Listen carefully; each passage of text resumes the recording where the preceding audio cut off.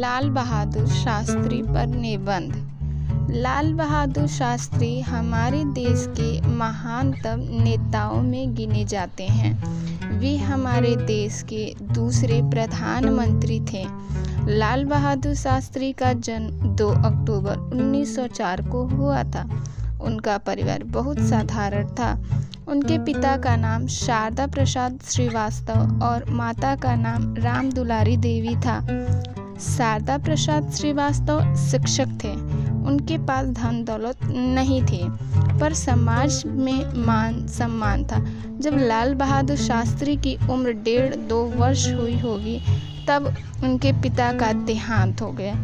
इससे पूरे परिवार पर मानो बिजली ही गिर पड़ी। फिर भी उनकी माता ने बड़ी हिम्मत से काम लिया और होनहार पुत्र का मुंह देखकर कष्ट सहन करती रही। प्रारंभिक शिक्षा पूरी करने के बाद लाल बहादुर शास्त्री ने वाराणसी हरिश्चंद्र कॉलेज में प्रवेश लिया। जब वे हाई स्कूल में पढ़ रहे थे, तभी उन्हें महात्मा गांधी का भाषण सुनने का अवसर मिला। गांधी जी को बातों का उन पर गहरा प्रभाव पड़ा। गांधी जी का सादा जीवन और देश प्रेम देखकर वे मुग्ध हो गए। उनके मन में भी देश सेवा की लगन पैदा हो गई। जब गांधी जी ने अंग्रेजों के विरुद्ध असहयोग आंदोलन शुरू किया, तो स्कूल और कॉलेजों के छात्र पढ़ाई लिखाई छोड़कर उनके पीछे चल पड़े। बहुत से लोगों ने सरकारी नौकरियां छोड़ दी। लाल बहादुर शास्त्री की पढ़ाई छोड़कर आंदोलन में कूद पड़े। जब आंदोलन समाप्त हुआ, तो लाल बहादुर शास्त्री ने काशी विश्वविद्यापीठ में प्रवेश ले लिया।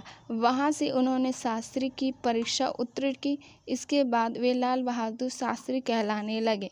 शास्त्री जी का विवाह ललिता देवी के साथ हुआ।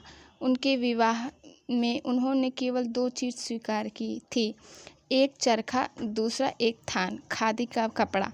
आगे चलकर उनका पूरा समय देश की सेवा में बीतने लगा। आज़ादी के आंदोलन में भी कई बार जेल गए।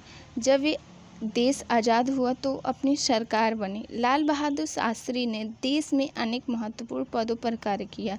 जब वे केंद्र में रेल मंत्री थे, तो एक रेल दुर्घटना हो गई, जिसमें उनके लोगों की जान चली गई।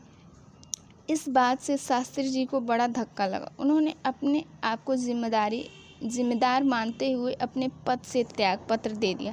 जवाहरलाल नेहरू के बाद वे भारत के प्रधानमंत्री बने। उस समय हमारा देश अनाज के संकट से जूझ रहा था।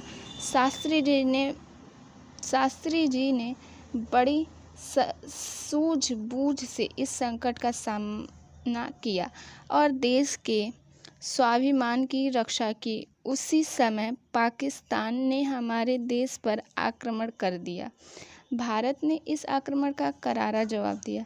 बाद में रूस की कोशिश से भारत और पाकिस्तान के बीच ताशकंद में समझौता हुआ। उसी रात को हृदय गति रुक जाने के कारण उनका निधन हो गया। आज शास्त्री जी हमारे बीच नहीं है, पर उनकी कृति अमर है। उन्होंने नारा दिया था, जय जवान जय किसान। यह नारा भी अमर है।